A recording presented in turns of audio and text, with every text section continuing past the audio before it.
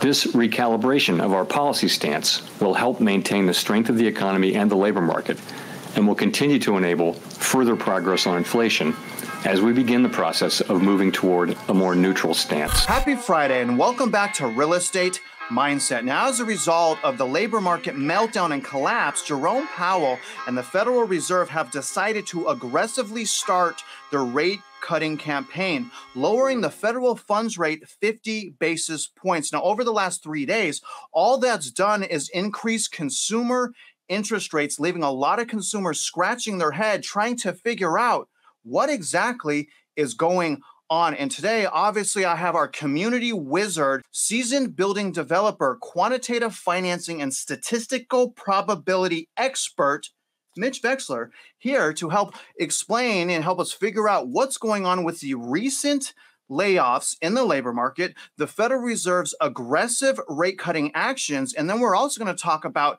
how the municipalities are imploding right now. And as a result of those layoffs and toxic bonds, those municipalities are going to fall right out from underneath our feet. So definitely pay attention. And we're going to end this video talking about and asking Mitch, what's equity stripping? And before I begin, Mitch, happy Friday, brother. How are you?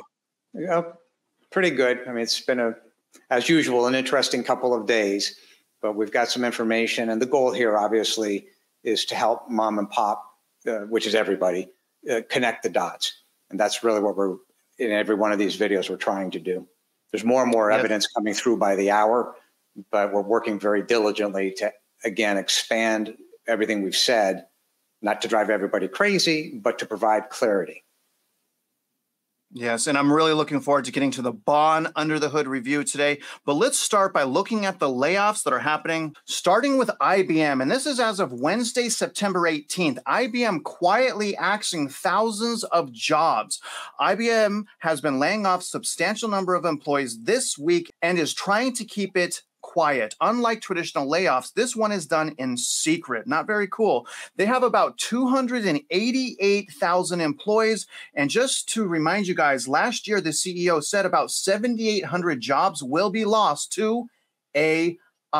In addition to that, Wells Fargo is also announcing another round of layoffs starting in October. A lot of these companies are starting additional layoffs, you'll see, starting in November. Now, this article was as of September 20th. That's today's date. I want to highlight here is in July, Wells Fargo CEO said in an earnings call that the headcount has continued to decline for 16 consecutive quarters, and the total amount of job cuts have been 11,290. In addition to Wells Fargo, GM also announces temporary layoffs of hundreds at Kansas plant. General Motors said Thursday it will lay off hundreds of employees at Fairfax assembly plant as it ends production on the Chevrolet Malibu sedan. This is set to take place again, you guys, November 18th for 680 employees. Now, I want you to think about this. This may not sound like a lot, but this drastically impacts communities because a failed project like this, remember, a lot of people are planning on that project succeeding. Listen to this. As previously announced in May, GM is investing approximately $390 million in the Fairfax assembly plant to add production to the new Chevrolet Bolt EV. However, to facilitate the installation and new tooling, employees will be placed on temporary layoffs until production resumes, hopefully in mid-2025. This came out yesterday, September 19th. Cisco huge layoff round slams Bay Area offices, more than 800 more workers cut. And you guys, this is going to go into the mass layoffs that they're reporting. When the San Jose tech giant first shared news of the cuts alongside its $10.3 billion yearly profit, the company said it will be slashing 7% of its huge workforce per the September 13th WARN filings, which are generally required in the event of mass layoffs. Warner Brothers Music announces restructuring of Atlanta Music Group, including layoffs. And you guys, unfortunately, that's all, folks. You guys get it? And again, this is from September 19th. Mitch, obviously, the layoffs are accelerating. Obviously, these companies are trying to hide those layoffs. But in your opinion, is the labor market Is job loss along with wage and income increases, is that the most important set of data to watch? Why or why not? No, it is. Those two issues are hooked at the hip. They're correlated. Mathematically speaking, they're directly correlated. If wages go up, the cost of business operations and the expense side of the ledger go up. And in order to offset, to maintain the profit level, the employment must go down. There's got to be something that's got to give. Otherwise, the share values would absolutely disintegrate. So they start laying people off in order to help produce a higher or secure a higher stock value. With that said, on the external element, that would be mom and pop's ability to buy whatever it is that they need to buy. So with regard to Warner Music, if people are buying less downloads, then that's clear. It's a straight path through. People spend less money, the number of employees will drop. Same thing that you were seeing with demand loads at trucking, i.e. UPS or Amazon. People buy less, employment goes down. Well, you know, the Federal Reserve is saying that, yeah, we're going to pay attention to the labor market, not inflation, where this whole time I've been telling people, hey, look at the wage growth versus the price growth. That's probably what we should pay attention to. But let me ask you another follow-up question on the labor market. In your adult career, your professional career, have you seen a labor market as toxic as the current labor market, Mitch? No, because people started believing in this nonsense. Well, we're just going to take employees, i.e. a dishwasher in Chicago, to $25 an hour. And the net result of that is 4,000 restaurants in California closing in the last 11 months. And that is going to keep happening. I understand that Red Lobster may have come out of bankruptcy yesterday. Somebody stepped up to buy the assets, and obviously it's at a discounted price. Can they still make it go? Yet to be determined. But the bottom line is these are all ramifications of inflation / hyperinflation. You've got food, either hyperinflated or inflated, just depending on your definition. But food is rampant in terms of its inflation. The inflation of the wages is a direct result of the inflation that has been caused at the real estate level. So people have to be able to afford a roof over their head. Therefore, the wages go up. You've got a circular argument. The problem is this isn't a bubble. This is all artificial. This is artificially induced. And therefore, at some point, it'll crash. Right. Mitch, let's move on to the Fed's aggressive actions as far as the rate cut. So before I go into an article from Zero Hedge that came out this morning, let me take a quick trip around the market as it's ended and closed Friday. Starting with the 10-year, as I've been explaining to consumers, realtors, professionals, literally anyone that listens, mortgage rates are not directly impacted by the federal funds rate. Yes, it does manipulate mortgage rates, but if you want to track it, you got to watch the 10-year. So the last 3 days, again, 3 days preceding the rate cut, mortgage rates have gone up. Now, as far as what the market, Mitch, thinks that the Fed's going to do next, they don't know. It's a 50-50 split. Either the Fed's going to cut a quarter basis point, you see that here, or 50 basis point rate cut. I guess if we really want to know what's going on, we should not look at CME Fed Watch. We should just follow Nick T at the Wall Street Journal, since apparently he's the one that's being leaked all this information. Now, what's interesting is this is futures, but the stock market did end up, look at the Dow at 42,000, a lot of money in the market still. Look at the VIX, Mitch. The VIX is still down 16.56. The market's like, who cares about the 50 basis point aggressive rate cut? We don't care about that. Take a look at gold. New high, Mitch, new high, $2,646. Gold is on a tear right now. Now, the reverse repo market still shows that there is inflation in the market. It went up and has gone sideways and up, sitting at $339 billion. When it comes to the recent actions of the Feds, let's use this article from Zero Hedge to kind of help guide us. Now, this came out Friday, September 20th, apparently at 4:44 a.m. This guy, Tyler Durden, or I think that's you, Mitch, but this guy, Tyler Durden, which is from the Fight Club, by the way, Brad Pitt, is an absolute beast. I love this guy. Let's read a couple bullet points. Here are the highlights of the report, which equates that Powell said the worst parts of 1984. If there was a strong case for a 50 basis point rate cut, Powell did not make it at the press conference. He repeatedly stressed that the U.S. economy was strong, but we should see the strong move as a commitment to keep the economy strong. And just for the viewers, they cut rates because of bad economies to stimulate them. They don't cut rates in good economies. They raise them.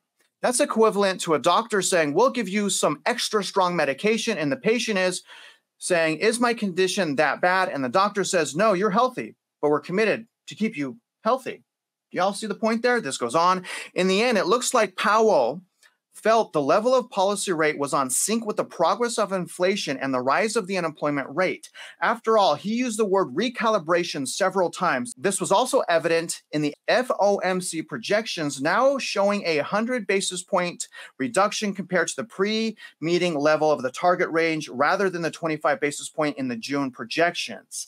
Although Powell denied that the Fed has fallen behind the curve because they're reactionary, this is exactly what recalibration means. However, the latter obscures the former, and Powell did not want to admit that they should have cut 25 basis points in July. So this article is saying he is too late.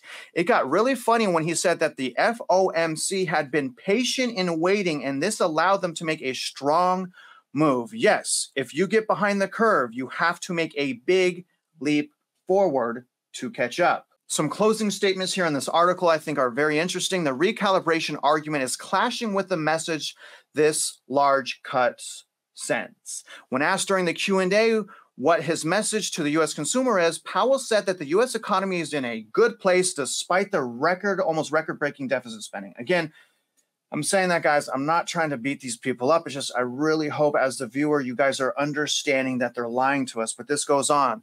Powell said that the U.S. economy is in a good place, and our decision is to keep it there. Really? A 50 basis point cut as a message that the economy is strong? So if they cut it 75 basis points, does that mean the economy is booming?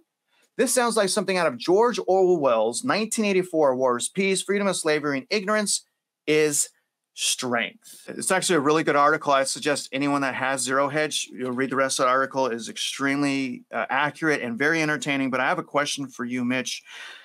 Does the Federal Reserve and Jerome Powell intentionally lie to the public? Why or why not? The answer is yes, but I want to take a step back. So the Federal Reserve is on the federal level. Here we have a local level. Everybody does. You have a taxing jurisdiction, you have a local level. Before we started this video, I literally got off the phone with an official at the state of Texas in the bond department. And by the time we were done the call, I was very thrilled that he took the call and we had a very nice conversation. He realized what I was doing and why I was doing it, and he agreed. He also agreed that in our particular jurisdiction, there's about $95 billion outstanding that more than likely can't be paid off, even though there's guarantees from what's called TEA as the first line of guarantees on the bonds. Well, Powell is lying for the exact same reason. What these governments are doing, both at the local level and at the federal level, what this really comes down to, many, many years ago, when Lee Iacocca was asking for money from the government for Chrysler. Well, we're losing money on every car, but we're going to make it up on volume. In fact, we've looked at the charts from this particular division of the state of Texas with regard to the bonds, and that is what the theory is. Well, Texas has so many people moving in. Yes, we're losing money. Yes, we can't cover off the bonds, but because so many people are moving in the future, we'll make it up on volume. There's simply no truth in that. Well, that's exactly what the Federal Reserve is doing, not having anything to do with what's happening at mom and pop's level, but what's having to do as a protection and a backstop against the banks that, in fact, should be filing bankruptcy. So both on the federal level and the local level, again, connecting the dots, this is exactly what's going on. This is a giant lie. It is a fraud. It is a scam. And now, as of my conversation a half hour ago, yeah, there's people in the government that are beginning to wake up and say, uh-oh. Yeah, Mitch, yeah, so obviously Jerome Powell is lying, and I'll argue that the Federal Reserve chairman is part of his job is to lie. But can you try to articulate what is the Federal Reserve really saying, Mitch? If they're lying to us, what are they saying beneath the surface? they have to keep the scheme going. There's only two choices. You either keep the scheme going or you file bankruptcy on Lord knows how many banks, but my guess is probably 60% of them when all said and done, because the Federal Reserve doesn't have the money. U.S. Treasury doesn't have the money to backstop these banks. The FDIC doesn't have the money to backstop 3% of the banks from crashing. So at the tail end of the day, in order to protect the banks, they have to keep the scheme going. It's not even a question of what are we going to do with the money. The U.S.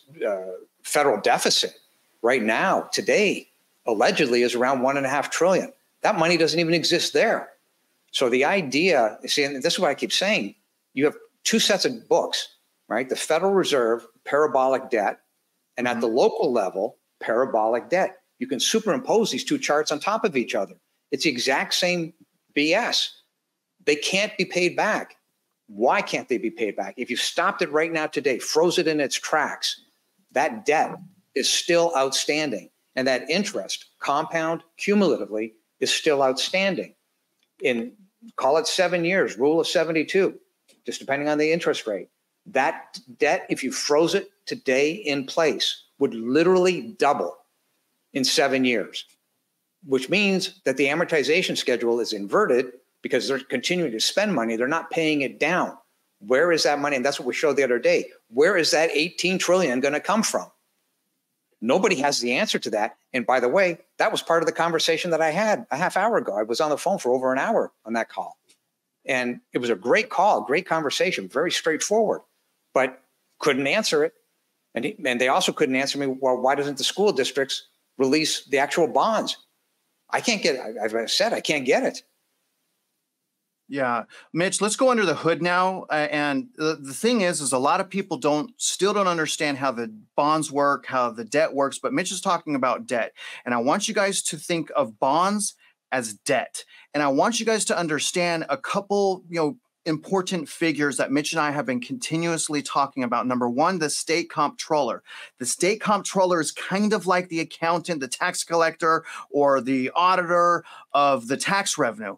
Now, the central appraisal district is part of the tax collecting process that's designed to value your house and to collect money. Now, in explaining to you guys the overvaluation fraud, another thing that we've been trying to highlight is the overwhelming amount of bonds or debt that your city is in. And again, if you don't think that this affects you, I want you guys to do me a favor. Seriously, do this right now. Look up.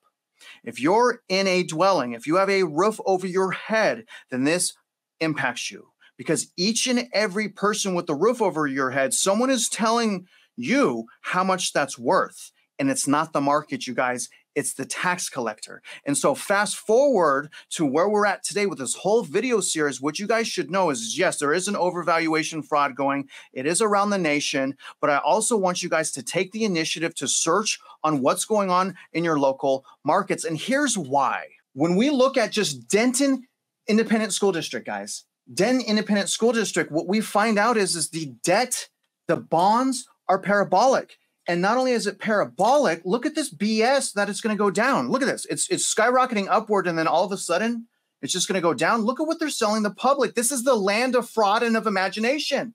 I don't live in the land of imagination. I only live in the land of fraud. So they need to take the imagination off this chart. In addition to that, as I've said, I typed in my own ISD. So I typed in Houston ISD bonds, and this is what I found, you guys. Houston ISD board unanimously votes for $4.4 billion in school debt that's paid by the taxpayers, which is us. That $4.4 billion is paid by me. And my kids don't even go to Harris County School, and it's still paid by me. This is absolutely insane, because this is the largest ever, and this is only impacting the ISD. This is insane, you guys. Again, the largest school bond in Texas history at $4.4 billion. Just a couple bullet points here. Houston ISD local debt rose $2.9 billion in the fiscal year of 2023 alone.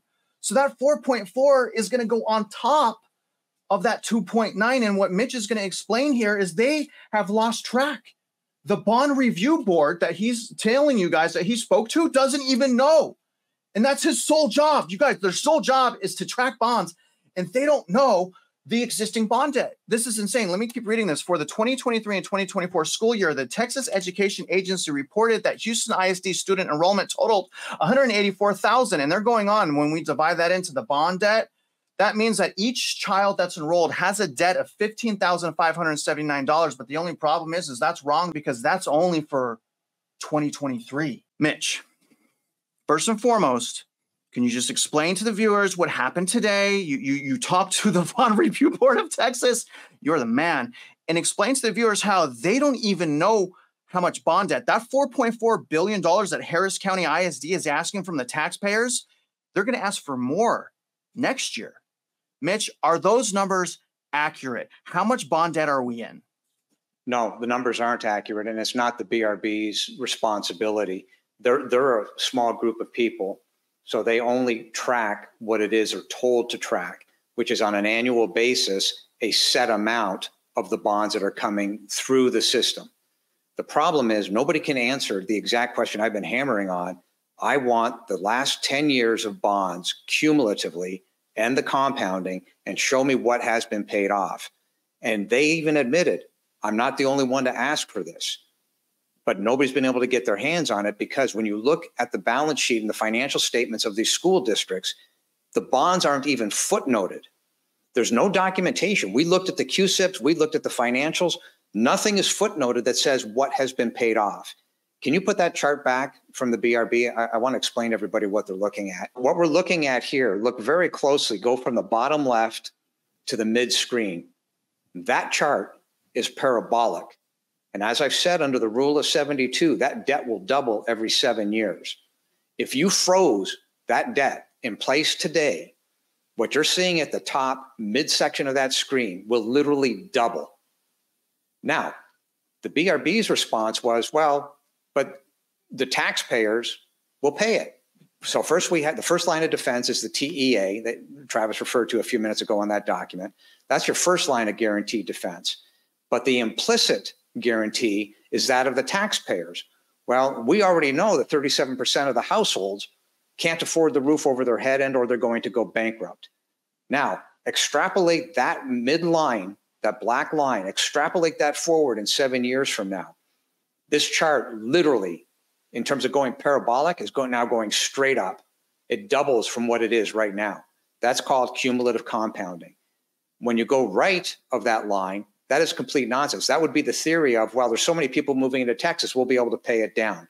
And that comes full circle to the comment I made a minute ago. Well, we're losing money on every unit, but we'll make it up on volume. There's simply no truth in this. We are at the tipping point. This is not sustainable. And that parabolic nature that you see in that chart is the exact same parabolic nature of what you see at the Federal Reserve. You've got two levels of systemic fraud, all pushing on the implicit guarantee of whatever those taxpayers are. So on the federal side, allegedly, there's around 144 million taxpayers responsible for $1,139,000 worth of debt. When I did that on the video a few videos back. Yes. So, is that including state debt, Mitch? No, that's the point. It's not. No, this is the local. So that $1,139,000 is just on the federal side. That's just federal. So that's not including what we see on the screen. Unbelievable. Right. Two levels of systemic fraud, all depending on the implicit guarantee of the taxpayers, which cannot be. Let me ask. What, so you talked today to the Texas BRB data center, that safeguard in place to help consumers, and they couldn't even tell you, like, hey, in this Denton ISD, this is the total amount of bond debt over the last 10 years. You would think a child would know that information. It's simple. Why do you think they don't have that, Mitch? Why do they not have the total amount of debt? However they were created, I don't blame them, and I had a really good conversation with them, but however they were created, that wasn't their mandate. I mean, it's a small office. It's got 10 people in it. But nonetheless, they agreed and confirmed what it is that we're doing, confirmed what it is that I've been saying, which is, yeah, this is out of control. And they said that I'm not the only guy to complain that I can't get access to information at the school district level. And it's any school, LISD, DISD, it doesn't matter. Can't find it, can't get it.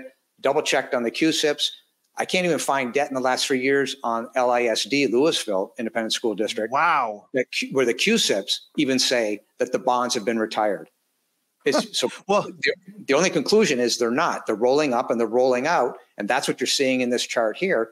And by the way, I double checked on the interest from the BRB, and that says that the interest rates at a 6% coupon could support 95 billion of bonds in Denton County.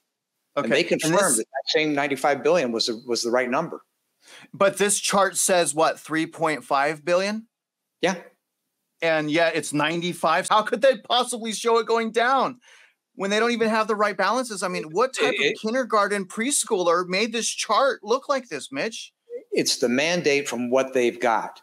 They know that there's 95 billion, give or take, out there based on the interest. The interest cost is in their numbers.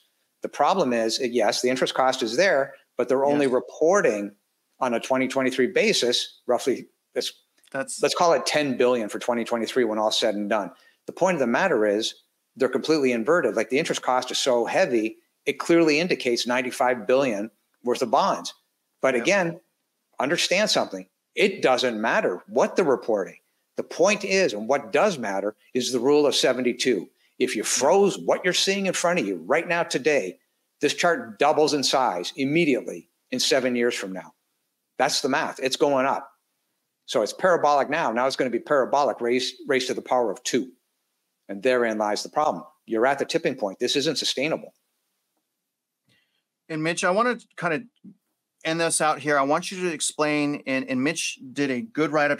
Mitch is also a writer as well as brilliant with math, also a good guy. So I want him to read a write-up that he made kind of summarizing everything that's happened and what he refers to as something called equity stripping. But I want to recap what we just said. We've already showed you guys just the government debt, the federal government debt. When we count unfunded liabilities, remember that's like Social Security and Medicare, that's at $1.1 million per taxpayer.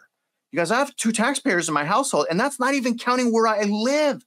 When we count where I live in the state, we can't even count that because they don't, the municipalities themselves don't know how much debt they're in. That is mind-blowing. And so, Mitch, can you explain to the viewers exactly what equity stripping is? I'm going to do the best I can under the theory that, again, we're trying to connect the dots for everybody, and this is deep. So here we go. On the federal level, as I've said, the debt is parabolic. It's a fact. On the local level, the debt is parabolic. That's a fact. At mom and pop's level, your equity is parabolic and not coincidentally directly correlated, parabolic down. So what they've done is they've stripped your equity out of your house, out of your apartment, wherever you're living, whatever rent you're paying. They've stripped that out and inverted it onto the debt side, and then they levered it 20-to-1, give or take. And that's equity stripping. They took your money, put it in their pocket so that they should have a job, and then they levered it up trying to cover it up. When you try to cover it up, every 7 years, it doubles. The reality is they need that income, which comes back to Travis's question, why is the Fed lying? Well, the Fed is lying to create the Ponzi scheme going. That's the reality. So connecting the dots, which is what we're trying to do here, the end result is the equity stripping. Your equity has been stripped. Remember what I said, if A equals B and B equals C, then A equals C. Well, if your money's been stripped, where the hell did it go? Well, it turned into debt, and then it got levered 20-to-1. That's how all these dots are connected. And the problem is when it's levered 20-to-1, as we proved even on the credit card theory, you got a $2,000 credit card, well, the government has levered you 500 times, 560 times, whatever that chart was, above your credit card. See, it's directly correlated. They start with the base, but the problem is they ramped it up and the debt load is now so great that it cannot be paid back today. Never mind the rule of 72 in 7 years from now. Therefore, we are at the tipping point, and that's what everybody's got to understand. And they can play hide the potato all they want, but the school districts are broke. This is over. It's just a question of what is going to cause this to collapse. Well, the job losses are certainly going to accelerate that, because if those same homeowners and renters are losing their job, then what's going to happen is the delinquency rate of those taxes and those tax levies and mills and liens is going to go shooting up. And then what hopefully won't happen, but will probably happen, is the school districts are going to keep trying to tax us into bankruptcy. And Mitch, I just want to end here, brother. You know, what can people do to hedge themselves and protect themselves from what's coming? What can people even do about this, Mitch? Okay, so under that theory, at about 3 o'clock this morning, I sat down and wrote that document called Equity Stripping of Mom and Pop. I wanted everybody to take a step back, and although the first video that I did wasn't my camera in the right position, I didn't have a light, I didn't know what the hell I was doing because I've never been on social media. The reality is that that very first video laid out the groundwork. The video we did about 4 back, where it says that you owe $1,139,000 in federal tax receipts based on the debt that they've created. There's some charts in there that tie this together quite nicely. So between that video and the recent video at the $1,139,000, I think everybody should just take a step back, go and look at those videos again. And then there's also another link in that document to multiple videos. But those two are kind of crucial to help new mom and pops understand what is happening and why it is imperative that they get the knowledge from Travis's free course to help them articulate their own position in front of their appraisal review board. Once you understand that you can do that, and then even if you don't win, the point is you did it, you got the knowledge, you know what's happening, you can join forces with other people in your subdivision that say, yeah, we're not going to put up with this. We will file lawsuits against the ARB members, joint and severally liable. We will file a lawsuit against the chief appraiser. We'll sue whoever we've got to sue in order to put a stop to this. To that point, another group earlier this morning reached out to me out of Fort Worth, and that is exactly what they're doing. They were the first people to get their hands on that equity stripping document. And it's only 2 pages or 1.5 pages, but it's good. It walks somebody through. It's not super detailed, shows them the couple links, but that's a great place to start moving forward. And that's all part of trying to connect the dots for everybody. Well said, sir. And so to reiterate what he said, step number 1, take a step back, marinate a little bit, let this cook a little bit, and fully understand what we're saying. I made an entire playlist for the work that Mitch and I have done together. That's called Home Value Fraud. We have a whole playlist right there. And don't forget as well, guys, in the description, there are multiple links. Step 1, step 2 is there, contact information for Mitch. So if you guys have any intel or you want to reach out to us, supply us with info. Mitch, from the bottom of my heart, sir, thank you for helping us and helping us to be aware, number 1, but also helping us to do something about it and helping us to grow our community together. I just wanted to say, sir, thank you for that and happy Friday. And to the viewers, you guys are out there investing in real estate, you're bonkers. But regardless, no matter what happens next, Mitch and I hope you win. And this document will be below the video.